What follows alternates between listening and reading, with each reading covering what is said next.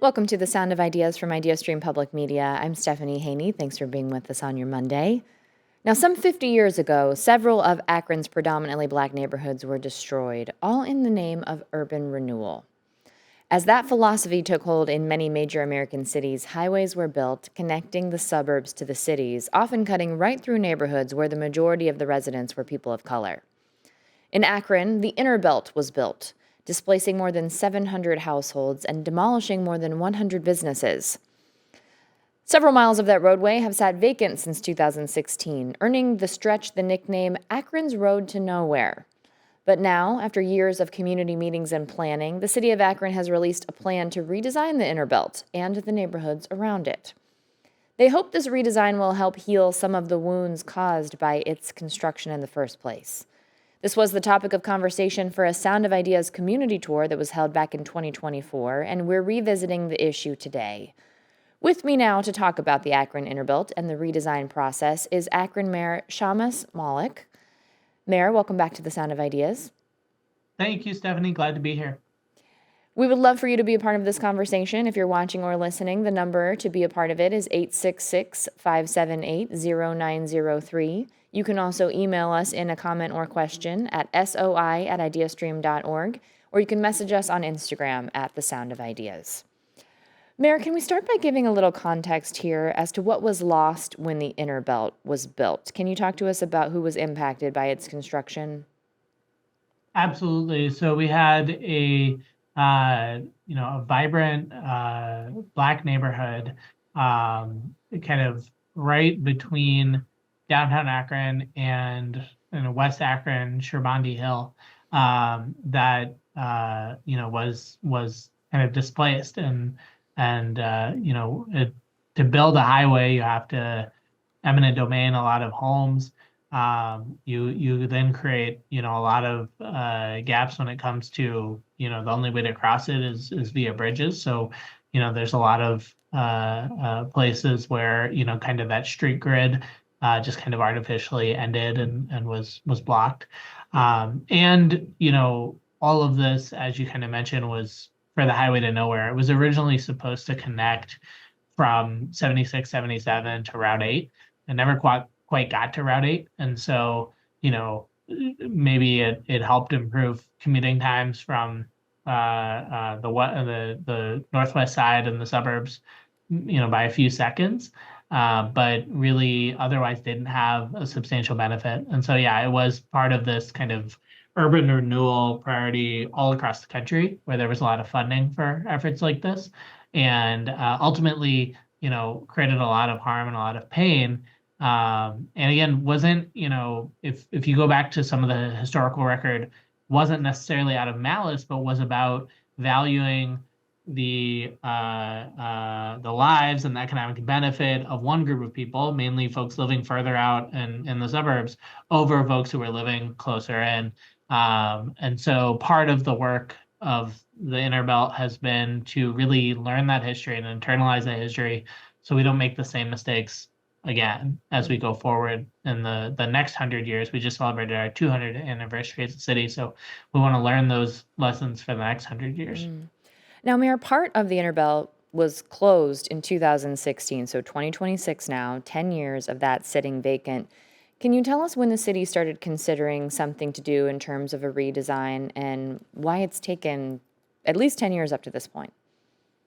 Yes, absolutely. So a couple of things. The half of the Inner Belt, the half closer to downtown, was decommissioned about 10 years ago and was deeded over to the city from ODOT, Ohio Department of Transportation. Over maybe there wasn't a lot of work that was done prior to COVID.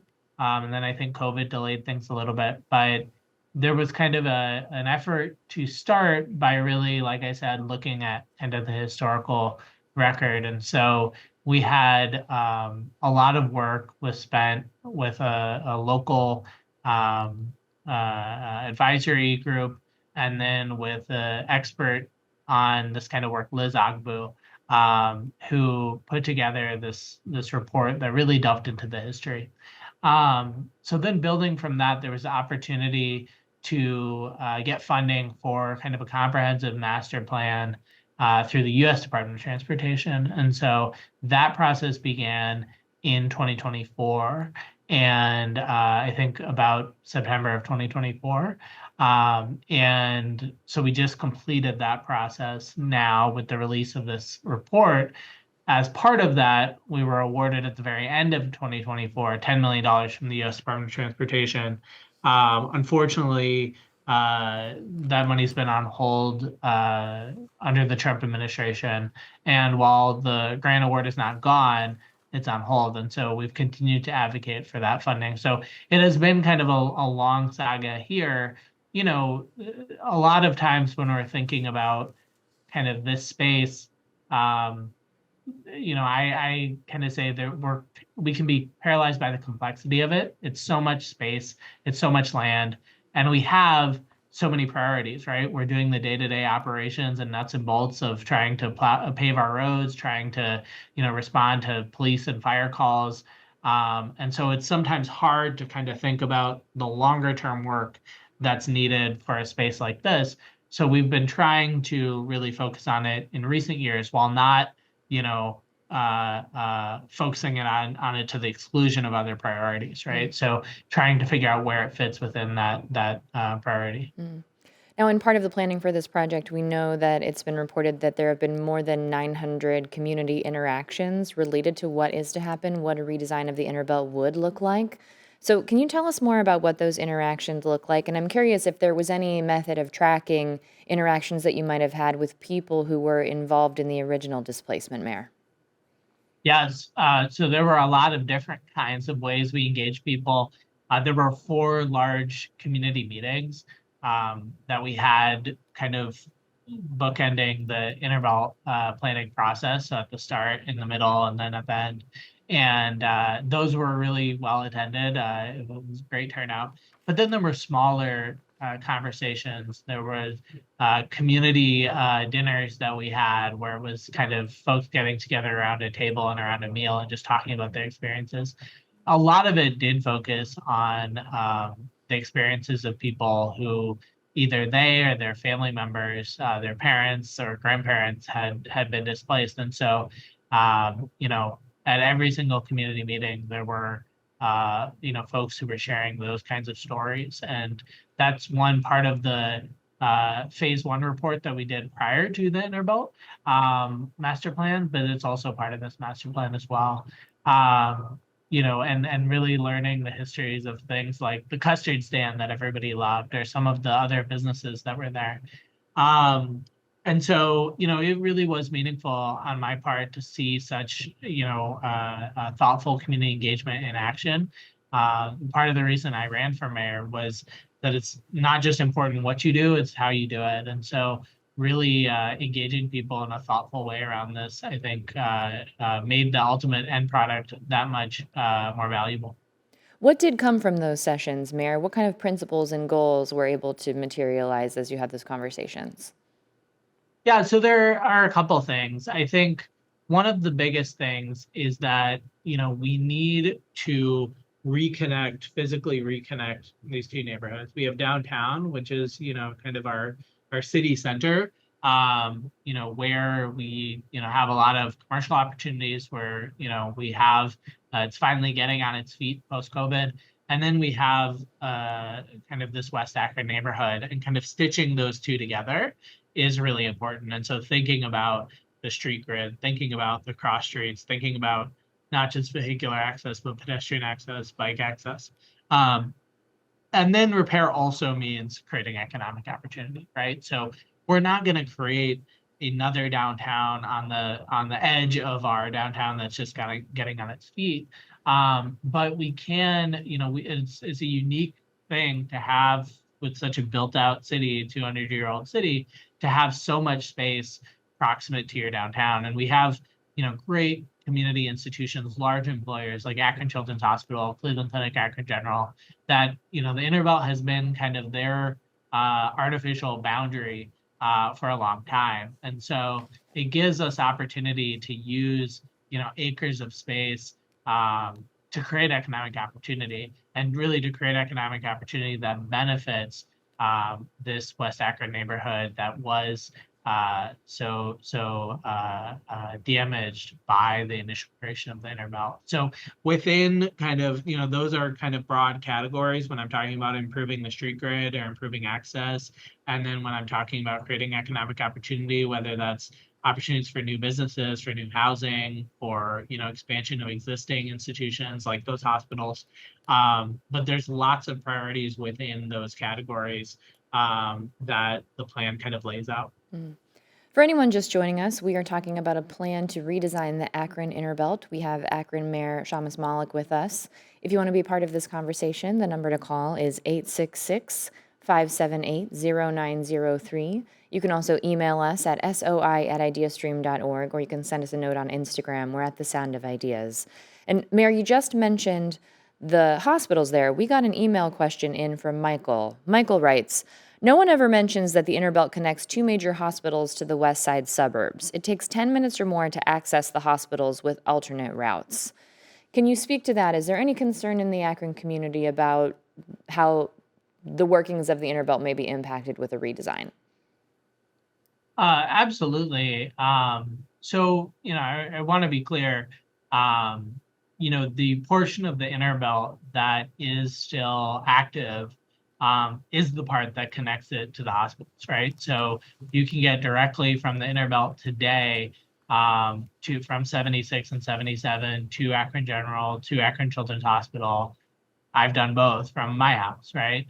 But over a long term, we want to look at how the rest of that, the currently active space, the possibility of decommissioning it, right? And the reality is we have Dart and Ranch Street on either side of the Inner Belt that can be kind of those major thoroughfares.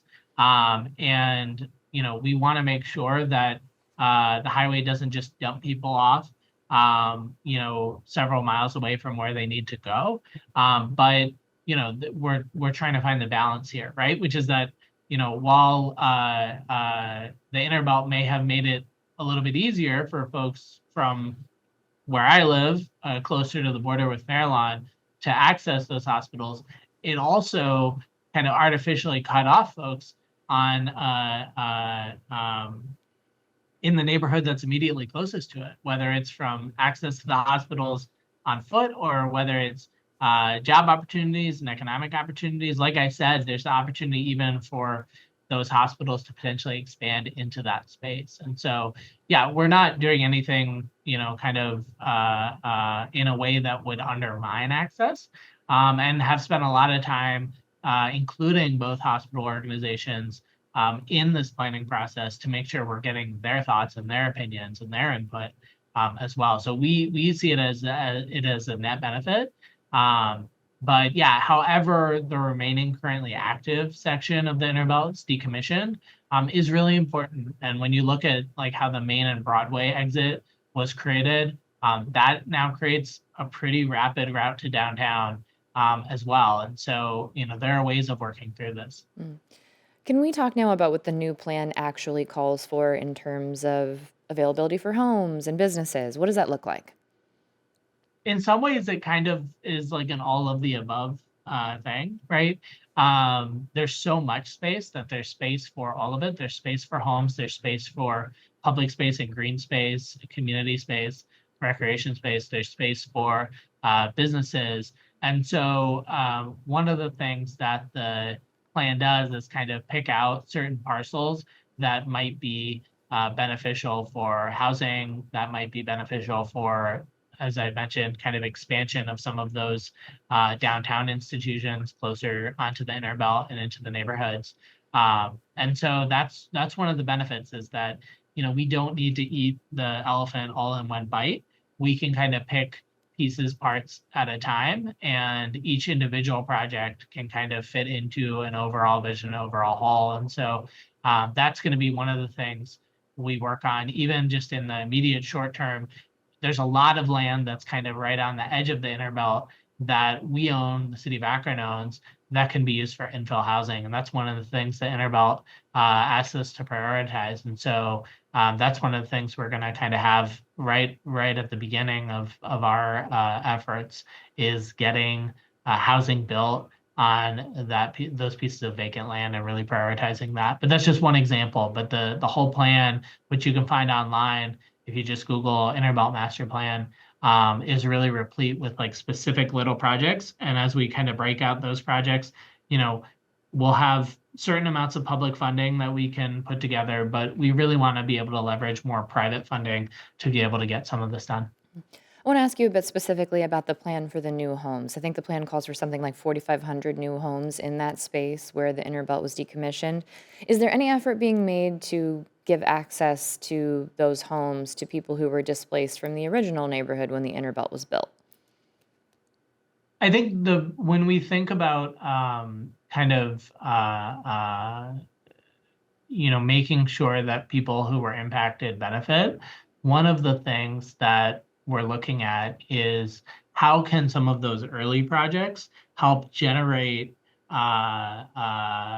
resources and money that can then go back into the neighborhood. And so how can we make sure that the sale of land to a developer or whatever those things are, that we create structures that money is going back into some form of community land trust or other funding mechanism that then kind of allows us to have a snowball effect with building more and with making sure that the price points are such that it's accessible for folks. And so that's kind of built into the whole idea, is that kind of as you start with the process, you're then kind of building kind of permanent support and funding. And so, I think thinking about how we make sure that people aren't further displaced or that people really have the opportunities, that we're not just kind of gentrifying this neighborhood. I don't think we're in danger of that sitting here today, but in 25, 30 years, that could potentially be the concern. So again, a lot of it relies on how do we put in some structures at the front end so that economic benefit that's being accrued as part of these investments, that is kind of being able to be recycled back into the neighborhood. If you're just joining us here on The Sound of Ideas, we are talking about Akron's Interbelt and the plan to redesign the portion of that roadway that's been decommissioned and has been sitting vacant for the past 10 years. If you want to be part of this conversation, the number is 866-578-0903. You can call in that way, or you can email us at soi@ideastream.org. You can also send us a message on Instagram at The Sound of Ideas. Personal note for you, Mayor. Tom writes in, "Hello, Shamus, and what a wonderful job you are doing. Thank you so very much. Your former teacher, Tom Saul." Oh, nice. Wanted to share that note with you there. And now I want to ask you a bit about some critics of the project, Mayor Malek. So there are some people who have said that the community input was not enough. What do you say to the people who are critical of that piece of the redesign planning? I think I'm always open to critique, and I think that I want to engage with it. I don't see it, right? I think there are few examples where there's been more engagement than this particular project, right? And not only was there multi-year process to really delve into the history of the Interbelt and the stories associated with it and really record those in a permanent fashion, but then also, like you said, there were 900 different kind of community interactions. There were these big public meetings, but there were also these smaller conversations. And so I just challenge folks who would say that that's the case to help us describe what that would look like. I'm all ears, right? Whenever we do engagement, there's opportunities to learn from where we could do better and do more for the future and do it in a stronger way, in a more quality way.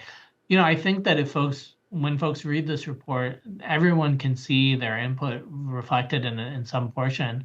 I think, one of the things that I've heard and that I understand is kind of a concern that, these ideas around repair are too vague, that, it's not, enough in a short term, and that, saying we're going to create economic opportunity for this neighborhood over 25 or 30 years is a little bit undefined. I understand that. I take that point. I think, the reality is, if there was economic opportunity or economic benefit that was like easily accessible, then the land would already have been developed, right? I mean, the reality is that, we don't have like big buyers for this land. It is right now kind of a trench that's cut just into the earth, running several miles. And so, it's not like the easiest developable site in the world. It has its own constraints. And so, with that being said, I feel a lot of pressure, and frankly, it's something that I know very well, that writing the report or creating the plan is not the hard part. The hard part is implementing it and making sure that not only I, but our whole city government and stakeholders beyond are really committed to this, and that we're kind of building in a structure to be able to do this over the course of several decades. So I take the concerns very seriously. When it comes to the engagement, I'm all ears as how we can improve engagement going forward, but I'd be hard pressed to come up with an example of more engagement. Okay. We do appreciate the time today. Akron Mayor Shamus Malik, thanks for having this conversation with us about the future of the Akron Inner Belt. Appreciate it, Stephanie. Take care, everybody. Thanks, you too. If you do want to hear more regarding the history of Akron's Inner Belt, you can listen to the Sound of Ideas community tour from 2024. You can also watch that on our IdeaStream Public Media YouTube page. We have a link to that community tour on today's page for today's episode of The Sound of Ideas. You can find that at ideastream.org/SOI. We'll take a quick break now, and when we come back, we will talk about gardening and native plants just in time for the spring planting season in Ohio. This is The Sound of Ideas. I'm Stephanie Haney. We'll be right back.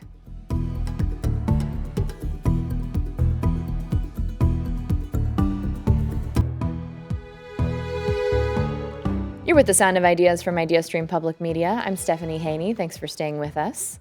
For Northeast Ohio gardeners, the planting season often begins after the last frost, which in Cleveland is expected to be tomorrow, April 14th. That's according to the Old Farmer's Almanac. And the Ohio Farm Bureau reports that cool weather crops like asparagus, cabbage, kale, spinach, and radishes are already in season. As more people dig into gardening, many are looking at ways to make their yards more sustainable.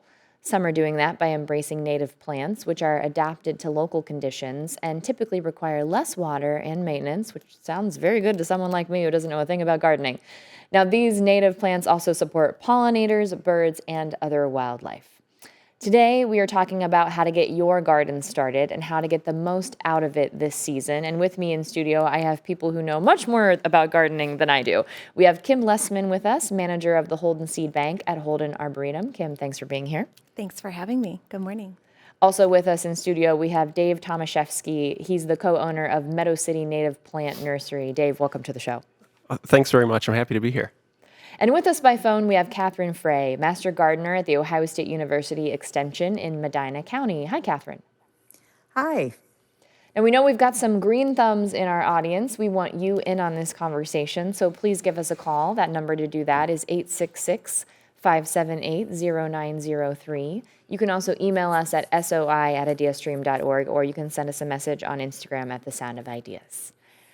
Kim, Northeast Ohio springs can have big temperature swings, and I wonder about the status of the gardens at this point. Do you think the last frost will be tomorrow? What are we expecting?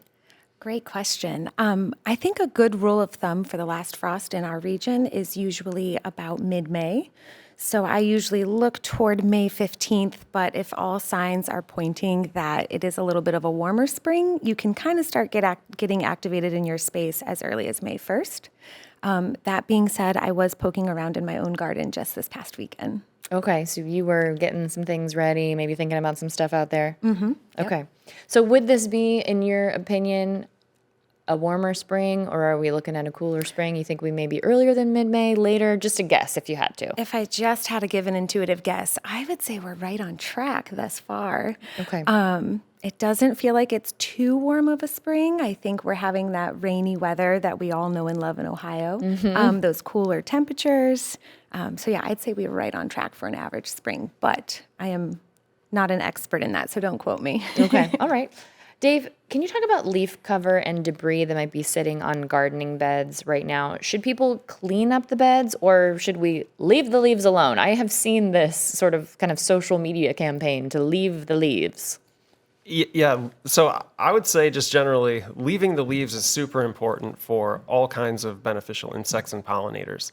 The immature stages of these organisms generally take place on or near the ground layer. So like right there, in the shallow soil or in the fallen leaves themselves. So you don't want to have like if you're gardening to support wildlife, which is something I would strongly encourage everyone to do, you don't want to have a garden that's devoid of fallen leaves. Having said, so you want to have some fallen leaves there basically throughout the entire year, throughout the growing season, and leave those undisturbed. Now there is a caveat, and that is if the fallen leaves are too deep, that could interfere with the growth of your plants. So I'm talking about just enough fallen leaves so that you don't see the surface of the ground. And that's enough. If you see that get depleted, then I would add more. But you don't want to you don't want to take away from that shallow fallen leaf layer, because that could negatively impact all those bugs and other critters that we're trying to help and that really need us. Well, I'm happy to say that we are doing our part by leaving the leaves in Lakewood. So I didn't know we were doing that, but happy that we are. Catherine, what crops can you put in the ground right now, if any, while we're still kind of experiencing some pretty cold nights? Well, there are some things you can do, like if it's not too wet, things like onion sets. You can sow lettuces, cool season crops like spinach, and there are different various cold crops, but you still have to watch if there's a frost. If you have transplants, you'd have to cover them. But it even is hard. It's still a little early even for some of the transplants. Okay. But you wouldn't want to do anything like, tomatoes or eggplants or green beans or anything like that. But the best thing you can do is just maybe clean and get things prepped up to plant this time of year. Okay. If you're just joining us here on the Sound of Ideas, we're talking about gardening. We're talking about when is the right time to start putting things in the ground and how you can get the most out of your garden this season. We've already got some emails that we'll be getting to. If you want to be a part of this conversation, you can call us. That number is 866-578-0903. You can also email us at soi@ideastream.org, or you can send us a note on Instagram at The Sound of Ideas. We have one emailer in who has asked, Antonio is asking about native plants. And Kim, I'll ask you this question. Antonio wants to know, what actions would you like to see municipalities in Northeast Ohio taking to support normalizing native plants? That's an excellent question. Thank you for asking it. I would love to see a world in which our city government agencies are supporting native plant restoration in some capacity, whether that is supporting pollinator habitat corridors in these urban spaces or supporting the urban forest canopy with native trees or other native understory plants. I would love to see a world in which they are full support of putting those plants in these spaces. We do have a note in here from Donna. Donna says there'll be a native plant sale in Medina County hosted by the Sewer and Water Conservation District. So letting people know about that. That's something you can check out apparently the weekend of May 15th, 16th, and 17th. That's a Friday, Saturday, and Sunday. So Donna, thanks for letting us know about that. Kim, I want to ask you, before people even think about planting, what should they be thinking about in terms of their soil? Should we be testing it? Well, I guess that depends entirely on what you're growing.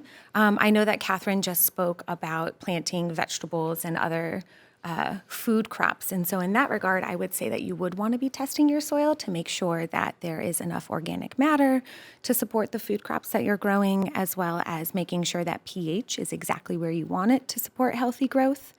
If you are focusing on native plants, however, I think our native soils should be where the native plants want them to be. Because these plants have naturally evolved over time to be in this space, our soils should be fully equipped to give them what they need. Okay. We have an email from Marjorie in South Euclid, and is excited that we're doing the show. Thank you very much, Marjorie. We appreciate that. Marjorie is asking if there are any recommendations about organic fertilizers or treatments. Dave, I want to get your thoughts on fertilizers. She says she wants to protect birds, pollinators, and insects by eliminating chemical fertilizers, but doesn't see great reviews on organic products that are available. So, Dave, what do you think about fertilizers and what people can do there? Yeah, I think like Kim was saying, I think a lot of our, if you have a native garden, like a native pollinator garden or something like that, usually you don't need to add fertilizers to these spaces in order for those plants to thrive. And if you do, there could be the unfortunate outcome of your plants, getting taller than they would normally, and then they can't support their own mass and they topple over, which isn't a great look. Also, sometimes too much fertility in the soil can support like weed growth, and you could have like undesirable, weeds kind of like competing for the same space as your plants. So I think that really focusing on organic matter is a great way to ensure that your soil is going to have the necessary nutrient levels for your native plants. These are plants, of course, that are growing in natural areas around the state, and those natural areas have soils that are very rich in organic matter.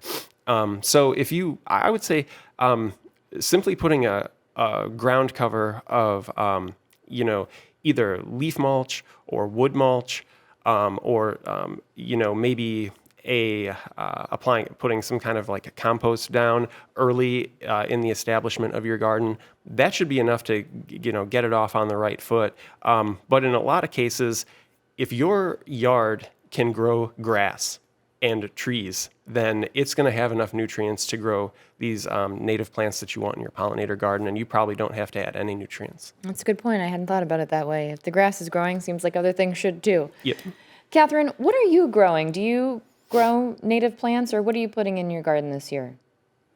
Oh gosh, I'm a fanatic on native plants. I have mostly converted all of my garden beds to natives. I do have some traditional plants that are not native, but what you have to make sure is that none of the plants in your garden are invasive.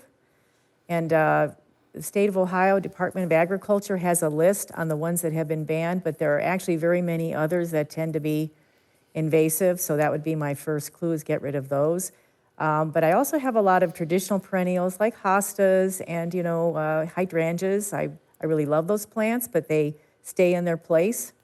And the other thing I do a lot of vegetable gardening, but it is a bit early, like I said before. You can maybe seed some lettuces, but other than that, my garden's empty. I do have some garlic, which I planted in the fall, which is all up in green right now, and that's a good idea to give that a little bit of fertilizer. But and I have an asparagus patch that's trying to grow with some of the warmer days. Those are coming up. But otherwise, my vegetable garden's pretty bare. But my perennials are starting to show some life, as long as with my trees and shrubs. But that's basically what I do. I also do some container gardening, which I haven't started yet because it's way too early for that, because that's mainly annual type plants. But that's about it right now. Of course, the lawn is growing like crazy, but I'm not real big on the lawn. The lawn just gets mowed and that's it. So, Catherine, I want to ask you, you mentioned invasives to watch out for. What are some common ones that people can watch out for that you might not want in your gardening space? gosh, the common one you might find in your yard would be something like, showing up in your shrub beds, could be multiflora rose. There's buckthorn. There is autumn olive. A big one is Callery pear. If you still have a Callery pear in your yard, I would suggest replacing it with a native tree. And I know those were pushed back about 20 years ago. Those first came out, but they have proven to be just terrible trees. And it seems like any neighborhood you go through, those are in bloom right now, and they are everywhere. But in your, in most city lots, smaller lots, it's not hard to get rid of your invasives. You should be able to just dig things out that you see coming up. But the main thing is you have to know how to recognize these plants. So that's why I would recommend getting that list from the Department of Agriculture. It is online. And there's also a noxious weed list you might want to look at too.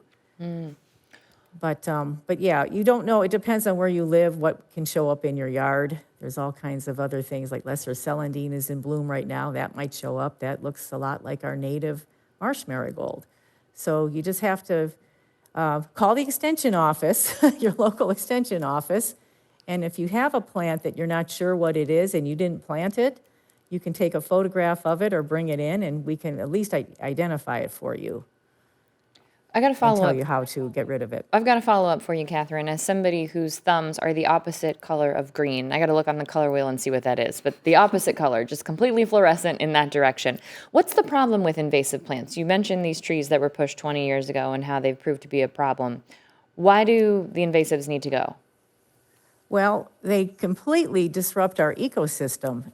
The ones that invade, especially into our parks and our public spaces, and even into your home garden, or if you have a larger area. I have a few acres. I have problems with everything moving in. They are actually taking up the place where a native plant could be, and these non-native invasives do not support the local wildlife, the insects, the animals that need the birds, that need our native plants to survive, whether that plant is providing food or shelter, or in the case, I know everybody knows about monarchs, but that example is used for a reason because it's so vital. It really shows the story. The only plant that a monarch butterfly can reproduce on is milkweed. And it doesn't matter which milkweed it is, as long as it's a milkweed that grows here in Ohio.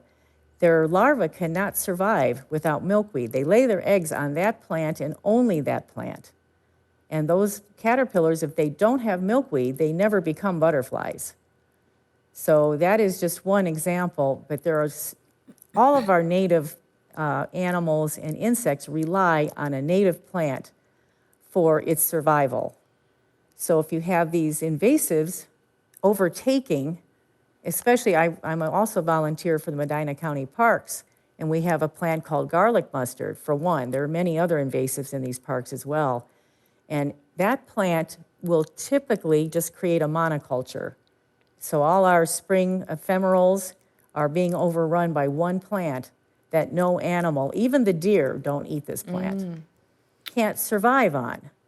So we're trying to just eradicate it as best as we can so that our native plants can thrive and support the local ecosystems. Thanks for breaking that down for us, Catherine. I appreciate it.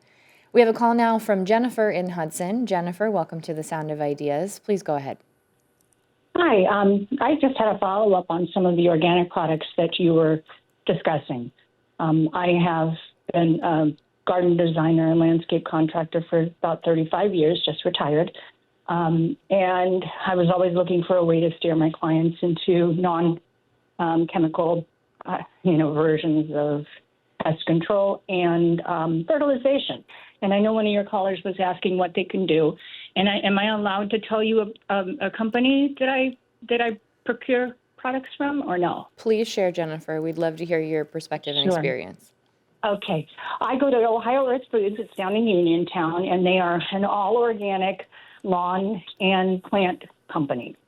For my lawn care, for a pre-emergent fertilizer that you can put on right now, and it goes in a spreader. It's just a granular. I use corn gluten, and I've used this for years, and it's non-invasive. It would be the equivalent to preen, and on the lawn, it is really high in nitrogen. But the good thing about this product is it's safe for your environment, as well as it hits the weed germination phase in your lawn. So obviously you wouldn't want to put it where you're putting new seed, but you can spread this in the springtime and let the rain have at it. And I just want to really attest to the fact that this really works. I have been using it for years. I put it on every spring. You can also put it on in the fall. So that would be a product. It's called, it's just corn gluten is what it is. And some of the other things that I like to use for fertilization, my vegetables and flowers, I have extensive gardens, is fish meal. So fish meal is another really good non-toxic fertilizer that you can use on your plants. So I hope this is helpful. And again, I've been doing this for years, and I have very, very good luck. Thank you, Jennifer. We are glad to hear that you're having good luck with it, and thank you very much for sharing the insight for us. Kim, I'll ask this question for you. We have an email now in from Wendy in Bath. Wendy says she's got a newly built archway trellis and wants to plant something on it that will climb and cover it well, preferably for much of the year. It's an area full of sun. What would you recommend? Do you have any recommendations for Wendy, Kim? Oh, that is tricky. A full sun climbing, I would have to lean into a native plant just by way of this conversation. But the one that's coming to mind is actually a little bit more for a shady space, which would be Virginia creeper. Dave, can you help me out here? A full sun climbing? Yeah, Virginia clematis is a wonderful choice. It gets just covered in these very fragrant white blooms during the summertime, and yeah, it'll climb up that trellis and just be really glorious. Anything that needs to happen to the trellis, maybe Wendy's already thought about this, but you have to treat the trellis in a certain way to make sure that that piece of infrastructure is there long enough to support the, doesn't get ruined by being covered by a plant, basically. Oh, I don't know. Don't know too much about trellis maintenance, but any nice sturdy trellis should do. But if the trellis were to deteriorate and you replaced it, then that Virginia clematis would just climb right up that new trellis because they love to climb. I always wonder that when I see maybe like some beautiful vines or something that are climbing up the outside of a home or something, is there damage being done to the structure? But it sounds like maybe not. Maybe I'm just worrying for no reason. No, I think that they're I mean, I think that it's possible that you have the attachment points of the plant could I don't know, potentially like work their way into whatever material they're climbing. But I think that a lot of times people's fear of introducing a climbing vine into their garden or yard is a little bit overstated. Like people are kind of like Virginia creeper, the one that Kim mentioned. People are afraid of that plant because they think, maybe it's going to strangle my tree, when there's really no strangling, that takes place. And, with these native plants, they've kind of, they have been living side by side for so long that they're at the very worst frenemies, and they know how to coexist. I'll tell you what, they're not doing Virginia creeper any favors with that name. That's not giving you any any good reputational cred there. Thank you very much for that. Our producer Drew says that he's got clematis in his yard and he absolutely loves it. So thank you for that. Kim, I want to ask you, do you have any favorite full sun plants? I do. I am an absolute sucker for a common milkweed, to be completely honest with you. I love all milkweeds, common milkweed, swamp milkweed, butterfly weed, of course. I also love the coneflowers, yellow coneflower and purple coneflower. I love black-eyed Susans. Those are very prolific in our growing spaces. How about for you, Dave? Any favorite? Oh Full my sun? God. Yeah, I've got so many favorites. There's a really extraordinary looking native plant for full sun that a lot of folks aren't aware of, and this is called Culver's root. And it gets these flower spikes that are white, and people say that it looks like a candelabra or maybe the spires of a palace. And that seems like very grandiose language, but it lives up to it. It is quite a stunning plant and a nice centerpiece for your garden. Catherine, how about for you? Any favorite full sun plants you'd like to shout out today? Yes, my current favorite one is fall sunflower, Heliopsis helianthoides. I know it's a mouthful, but it's called fall sunflower. It is one of the longest blooming plants that I've ever grown. Once it starts to bloom, usually at the end of June, it goes through into the fall until the winter causes it to die back. It comes in different colors. The main basic color is a bright yellow, clear yellow. It's got probably, I'd say, 2-inch wide flowers, and it's just covered with them. And there's different heights to it. It's usually, you can count on it growing to about 3 feet tall if you have the straight native species, but there are a lot of cultivars out there now that have some different colors, and I'm trying to grow some of those as well because I just love this plant. Everywhere I've put it, as long as it gets at least 6 hours of sunlight a day, it does fantastic. And it doesn't have the issues with, it doesn't get powdery mildew. The deer haven't been chewing on it. It's just wonderful. So that's one of my favorites, and I agree with all the coneflower too and the milkweeds. I've got all of those, and I love all of those. And Culver's root, again, is exceptionally beautiful with its, the texture of it, how it just comes up straight and true. It is a very beautiful, stunning plant. But there are too many to mention. I mean, I'm experimenting now with some ground covers too, that filling in something like wild strawberry even instead of mulch. It stays low, and it's easy to just snip off those runners. And that will grow even in some in shade as well. So yeah, don't get me started. I'll just talk forever on native plants. Well, we appreciate the recommendations very much. We do have a question from Mary. Dave, I'll ask you if you can respond to this. Mary says, I trimmed my boxwoods back in September, and currently they have not greened up yet. There are spots that are still brown. Can I do something to help them? You know, unfortunately, my knowledge of plants kind of stops at a dead end when we get outside of native plants. So I don't know much about the boxwood maintenance or you know, what the appearance might indicate. So I'm sorry, but I don't know. Kim, do you have any thoughts on that? I'm just going to echo Dave on that one, Okay. unfortunately. That's all right. And Catherine, how about you? Any ideas for Mary? Yes, I do have ideas, but it would be helpful to have a photograph. You know, though that can be caused by a lot of different things, and mainly if it's coming off the winter, that could be just some winter damage because some boxwoods are very sensitive to freezing and unfreezing, and just ice being on there. And if it's just sporadic, the thing is you really should bring it in because there's a lot of insects that can cause that type of damage, but just because of how you described it after winter, I'm going to say it could be winter damage, or if there's any salt, where you put any salt down near these boxwoods, because salt can cause a little bit of burn.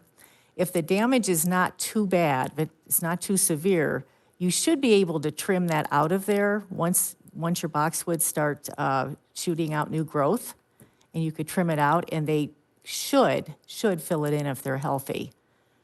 All right, good. But that's the best I can do without actually seeing a picture of it or seeing, looking under a microscope to see if there's anything else going on. Okay. I want to ask Kim about something that's going on here in the area. There's a regional native seed network developing. Tell us about the work that's being done at Hold'em and what you're seeing with partner organizations. Sure. Thank you so much for asking. I'm really excited to discuss this, and I'm really excited that this is happening in our region right now. So as mentioned before, I work at the Holden Seed Bank, which is a fully operational seed bank facility located at the Holden Arboretum in Kirtland, Ohio, and we are primarily focused on sourcing, collecting, storing, and then ultimately redistributing native seeds of Ohio provenance in our region and beyond. And I like to, and this is all in support of ecological restoration and reforestation in some capacity. And I like to think of ecological restoration and reforestation as this wheel almost, with all of these different spokes that help this wheel move. And so you have conservation organizations, you have government agencies, whether at the state, city or federal level, of course. You have nonprofit organizations, community gardeners, native plant societies. You have native nurseries like Meadows City Native Plant Nursery, so on and so forth. And there are all of these different spokes that are supporting ecological restoration. And when I think about the Holden Seed Bank, I'm really hoping that this facility can serve as a resource to support all of the really important, valuable work that all of these different organizations are doing. Quick follow-up question for you Sure. before we say goodbye. Can anybody come in and get seeds from the seed bank? How does that work? Oh, that is a great question. We are still ironing out all of those details, Okay. But you should definitely reach out. I'm going to say that the answer is yes. with exceptions here and there. Okay. Well, there is a lot that we did not get to in our conversation about gardening together. I hope we can get the whole group back together in a couple months when gardens are in bloom. I want to thank our panel members for being with us today. Kim Lessman, manager at Holden Forest and Gardens Seed Bank. Thank you, Kim. Thank you so much. Dave Tomaszewski, co-owner of Meadow City Native Plant Nursery. Dave, thank you. Thanks. And Catherine Frey, master gardener at the Ohio State University Extension in Medina County. We appreciate the time, Catherine. Okay, you're welcome. I was glad to be here. That's it for our show today. If you missed any part of the show, you can hear a rebroadcast at 9 on 89.7 WKSU, and you can find every episode of The Sound of Ideas wherever you get your podcasts and on the IdeaStream Public Media YouTube page. To get the last word on today's topics, you can email us at soi@ideastream.org. On Thursday, we talked about the history of birthright citizenship in the United States and how President Donald Trump is trying to limit this constitutional right through an executive order. Stephen wrote in, while it's very important that the Constitution and legislation says, one point that seems to be almost ignored is that executive order is the wrong method to address the issue. If we want to change how citizenship works, it needs to be done through legislation or constitutional amendment, and the main reason for that is because it should require the consent of the people, not just one person. Thank you for your thoughts, Stephen. During the show, we noted that if the president is successful by any method of ending birthright citizenship, it would result in an average of 255,000 children being born in the U.S. without citizenship every year. David B. in Cleveland Heights emailed in. Adding on to that statistic of how many children born in the U.S. without citizenship if birthright changes, it needs to be noted that those children would possibly not have citizenship anywhere because they're born in the U.S. Thank you for adding that additional context, David. We appreciate it. Tomorrow on The Sound of Ideas, we'll bring you a conversation about the rule of law with retired Ohio Supreme Court Chief Justice Maureen O'Connor and former Ohio Supreme Court Justice Mike Donnelly. I'll be moderating a discussion with them tomorrow at the City Club of Cleveland. I'm Stephanie Haney. Thank you very much for keeping the conversation going. We'll see you back here tomorrow on The Sound of Ideas.